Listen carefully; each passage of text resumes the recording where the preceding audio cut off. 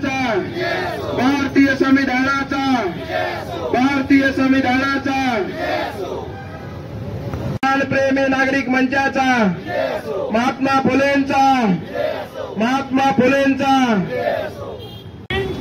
जिंदाबाद, जिंदाबाद, जिंदाबाद, जीतेंगे, धिक्कार असो,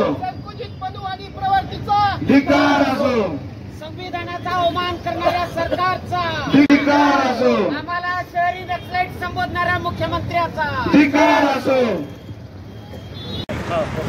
संविधान प्रेमी नागरिक मंचच्या वतीनं आज लातूरमध्ये प्रामुख्यानं काही दिवसापूर्वी संसदेमध्ये या देशाचे गृहमंत्री डॉक्टर बाबासाहेब आंबेडकरांचा एकेरी उल्लेख करतात आणि त्यांचा अवमान करतात, त्याच्या निषेधार्थ आणि त्याचबरोबर महाराष्ट्रात जे अराजकतेचं वातावरण तयार झालेलं आहे, विशेषतः मसाजोग येथील सरपंच यांचा दिवसाढवळ्या खून होतो, अपहरण होतं आणि असं असतानाही सर्व आरोपींना अटक होत नाही, याच्या विरोधामध्ये आणि त्याचबरोबर पोलिसांच्या अमानुष लाठीचार्जमुळं सोमनाथ सूर्यवंशीच्या परभणींचा मृत्यू होतो, याची चौकशी शासन करत नाही, या तिन्ही घटनांचा निषेध म्हणून आज लातूरचे नागरिकप्रेमी संविधानप्रेमी नागरिक या ठिकाणी धरणे आंदोलन करत आहेत। आणि निश्चितपणे मला माहिती आहे की आम्ही सगळे डॉक्टर बाबासाहेब आंबेडकरांनी लिहिलेली घटना आणि त्या संविधानाचे आम्ही पाईक आहोत आणि संविधानाच्या विरोधामध्ये जर या देशामध्ये कृत्य होत असेल, पुन्हा एकदा आमच्या डोक्यावर मनस्फूर्ती लादण्याचा प्रयत्न होत असेल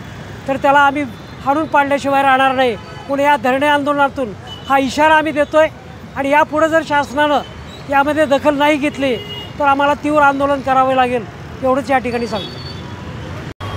परभणी इथे घडलेल्या घटनेच्या निषेधात आपण लातूरमध्ये धरणे आंदोलन करत काय सांगतो? सध्या महाराष्ट्रामध्ये गोंधळाचं वातावरण आहे, अराजकतेचं राजकारण आहे। वारंवार संविधानाची पायमल्ली करण्याच्या संदर्भातले निर्णय महाराष्ट्रातलं सरकार हे सातत्यानं घेत आहे। यामध्ये भर पडलेली आहे ती परभणीच्या घटनेची, मसाजोगच्या घटनेची, लातूरच्या घटनेची किंवा मराठवाड्यामध्ये सातत्यानं घडणाऱ्या हिंसक घटनांची यामध्ये भर पडलेली आहे। याचाच अर्थ असा की सरकारला या जनतेमध्ये या ज्या काही घटना घडत आहेत त्याच्याबद्दल हे सरकार असंवेदनशील आहे आणि त्याच्यामुळं हे सगळे प्रकार घडतात।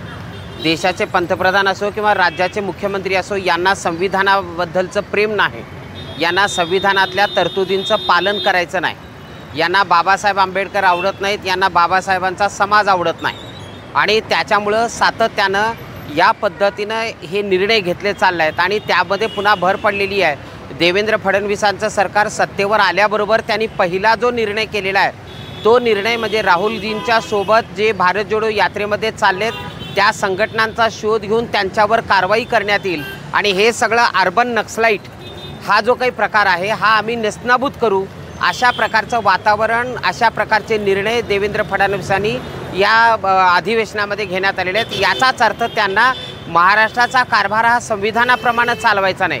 संविधान प्रेमी नागरिक आणि संविधान प्रेमी नागरिकांचा मंच लातूरवरनं या सगळ्या गोष्टींचा निषेध करण्याच्यासाठी आज आम्ही इथं एक दिवसाचं धरणे आंदोलन आयोजित केलेलं आहे। याला उत्स्फूर्त प्रतिसाद जनतेकडून मिळत आहे।